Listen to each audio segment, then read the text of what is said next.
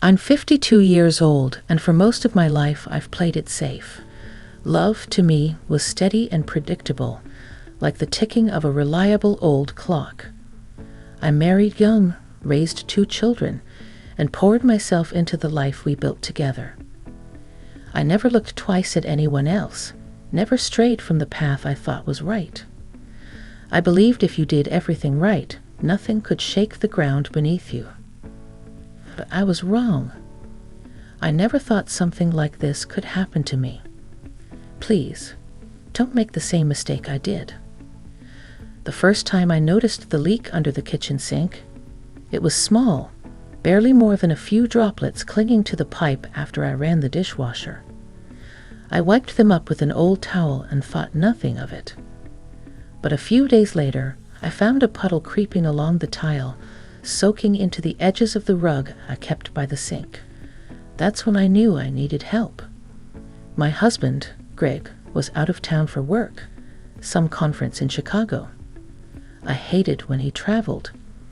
The house always felt bigger, emptier, especially now that both our kids were grown and living hours away. I could have called a plumber, sure, but Greg had always trusted his best friend, Mike, for things like this. He's practically family, Greg would say. And he was right. Mike had been in Greg's life since college. He was at our wedding. He held our son when he was born. So I texted him. "Hey Mike, small leak under the sink. Any chance you can stop by sometime this week?" His reply came almost immediately. "I can be there in 20. Sit tight." I didn't have time to overthink it. I brushed my hair out of my face, checked my reflection in the hallway mirror, just to make sure I didn't look too disheveled, and tried to ignore the weird flutter in my chest. When Mike knocked, I opened the door and found him standing there with his usual warm smile and a toolbox in hand. He looked the same as always. Rugged, a little grayer than the last time I saw him, but still carrying that quiet confidence that made people naturally trust him. "Hey, Caroline," he said. "Let me take a look. Thanks for coming. Sorry to bother you." "It's no bother. Better I fix it now before it becomes a swimming pool under your cabinets." He crouched down immediately, head under the sink, flashlight in one hand. I stood off to the side, arms crossed, watching him work. The house was quiet except for the occasional creak of wood or the distant hum of the fridge.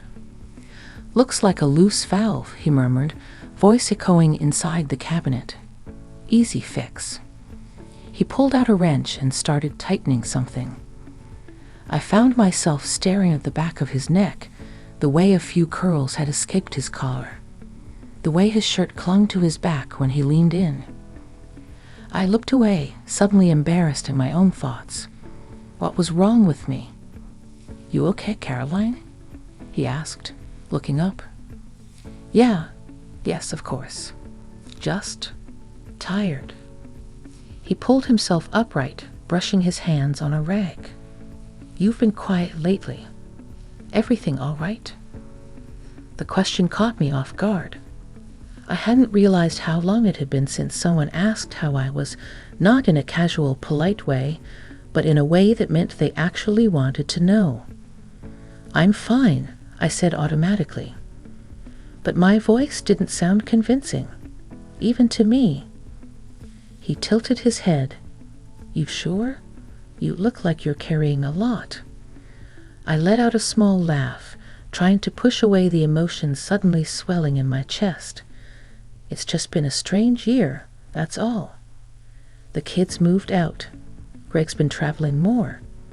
And the house gets so quiet sometimes, I can hear myself thinking. He didn't smile. He just looked at me with those steady eyes that had always unnerved me a little, not because they were intense, but because they saw too much. "I know what you mean," he said softly. After my divorce, I used to sit on the couch at night and just listen to the silence. It can get real loud when you don't have anyone to talk to. I nodded, feeling the air thicken between us. not in a threatening way. It was gentle, but heavy. "You ever feel like you're disappearing?" I asked. He didn't respond right away. Then he reached over, slowly, and placed his hand over mine on the counter. "Only when I start pretending I'm fine." My breath caught. His hand was warm, familiar, but it felt different this time, like something unspoken had suddenly come to the surface, something neither of us had prepared for. I should have pulled away. I didn't. Instead, I looked down at our hands, then up at his face. And for a moment, just a moment, the world outside the kitchen faded. The ticking clock on the wall, the buzzing refrigerator, even the dripping faucet, all of it disappeared.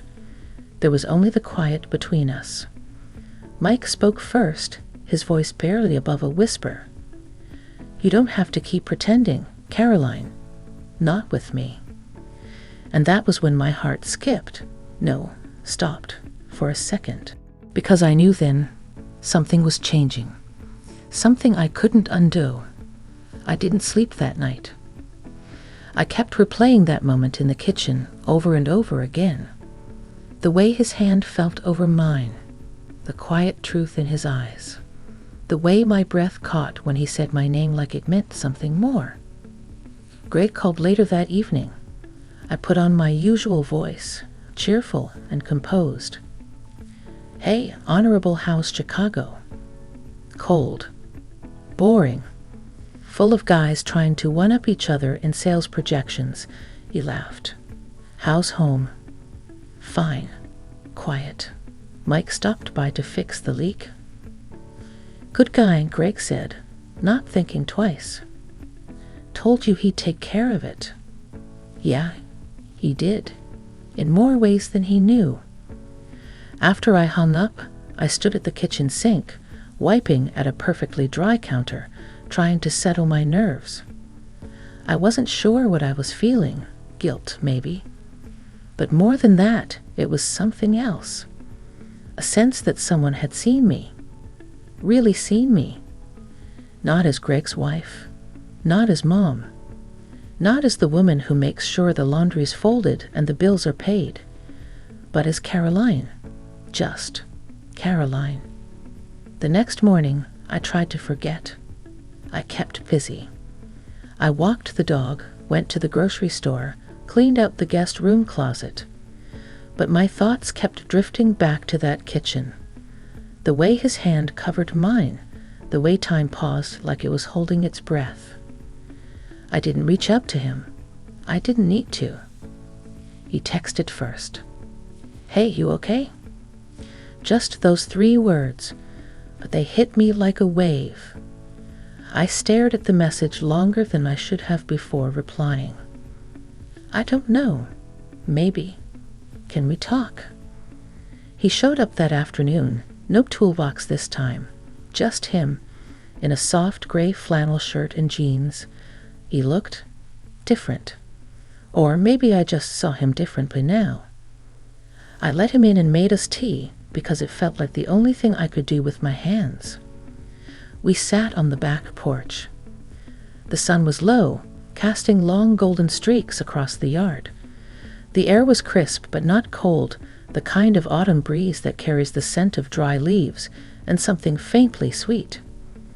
"I didn't mean to cross a line," he said, cupping the mug in both hands.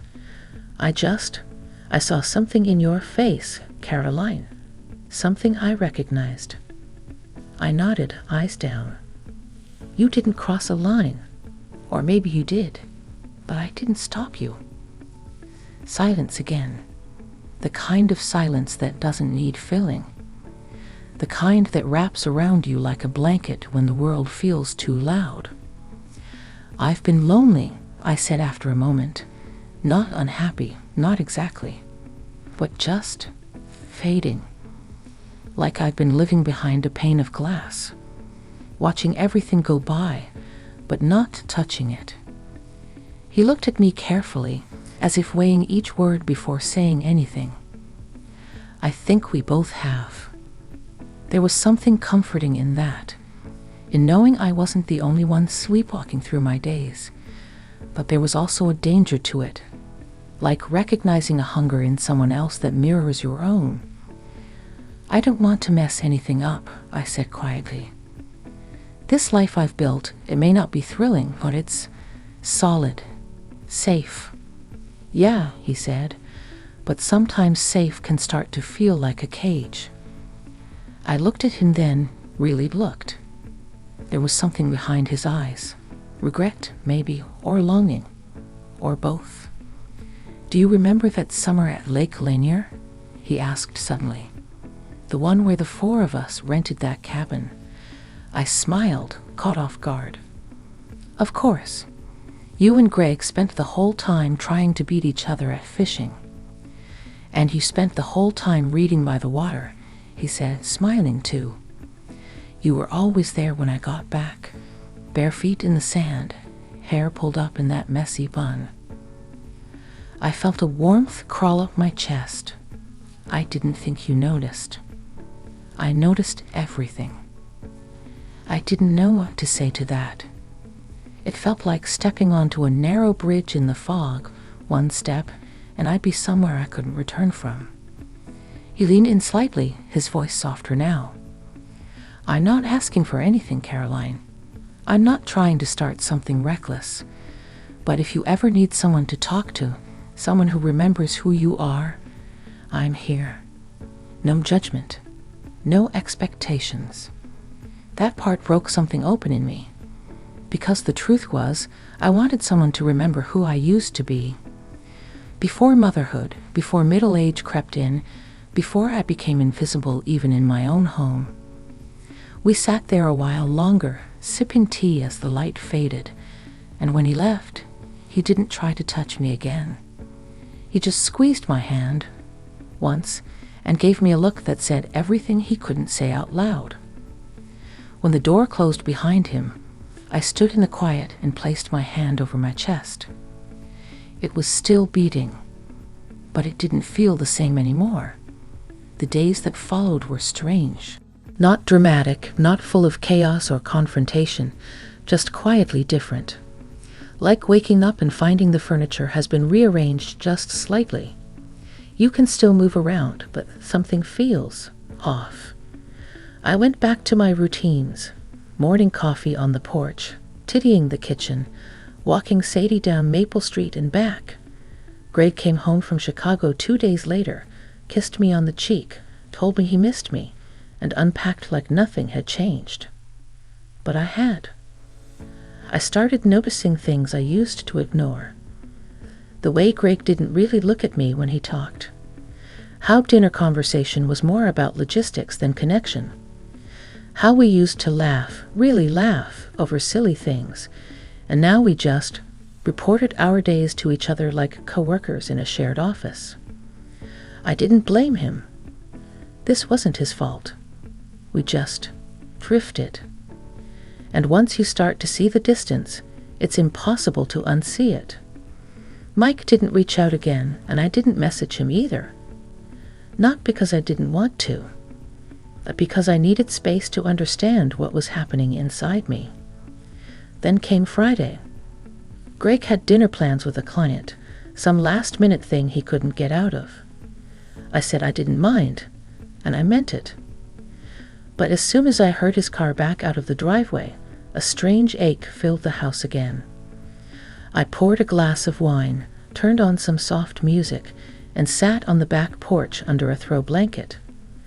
The moon was high, glowing behind thin clouds, and the night air carried a scent of firewood and pine.